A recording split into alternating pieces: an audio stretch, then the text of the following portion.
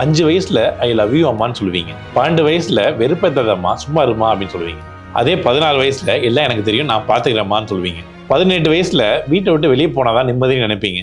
அப்படி வீட்டை விட்டு போயிட்டு 25 வயசுல அம்மா நீ சொன்னதா கரெக்டுன்னு ரியலைஸ் பண்ணுவீங்க. அதே 30 வயசு ஆனோன்னே அம்மாவை ஒரு வாட்டியாவது பார்க்கணும்னு ரொம்ப ஏங்குவீங்க. அப்புறம் 40 வயசு ஆனோன்னே அம்மா இல்லைன்னா என்ன ஆகும்னு ஒரு பயம் நமக்கு வந்துடும். ஒன்ஸ் 60 வயசு ஆனால் அம்மா வாய்ஸை ஒரு வாட்டியாவது கேட்போமான ஒரு ஏக்கம் வந்துடும் நமக்குள்ள. உங்கள் ரிலேஷன்ஷிப் உங்கள் அம்மாவோட ரெகுலர்ஸோட முடியக்கூடாதுன்னு நினைக்கிறீங்களா? Go and celebrate with her and tell her I love you amma. இந்த உலகத்திலேயே நமக்கு கெடுதல் நினைக்காத ஒரே ஜீவன் அம்மா தான். அம்மானாலே நிரந்தர அன்பு. நாய் பூனை கூட அம்மாவை பிடிக்கும்.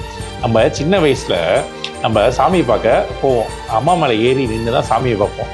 ஒரு ஏஜுக்கு அப்புறம் தெரியும் சாமி மேலே ஏறி தான் சாமியை பார்த்துருக்கோன்னு. ரீசெண்டாக ஒரு யூடியூப்ல ஒரு வீடியோ பார்த்தாங்க. அதில் ஒரு ஏஜ் பேரண்ட்ஸை ஒருத்தர் பைக்கில் வந்து ரோட்டில் விட்டுட்டு போகிறாரு. நம்ம குழந்தையா இருக்கப்ப அவங்க எப்படி பார்த்துக்கிட்டாங்க, இப்போ அவங்களுக்கு ஏஜ் ஆகி குழந்தையா இருக்கப்ப நம்ம எப்படி பார்த்துக்கணும். இருக்கிறப்ப அருமை தெரியாது, அருமை தெரியப்ப அவங்க இருக்கவே மாட்டாங்க. அவங்களுக்கு பிடிச்ச ஃபுட் ஐட்டம்ஸ்லாம் காக்காக்கு நம்ம படையெல்லாம் வைக்கிறோம். அவங்க இருக்கிறப்ப பண்ணாமல் இல்லாதப்ப பண்ணி என்னங்க யூஸ்? கடவுளை நீங்கள் வெளியே தேட வேணாம், அவங்க கூடியே தான் இருக்காங்க. அவங்க பத்திரமா பார்த்துக்குவோம்.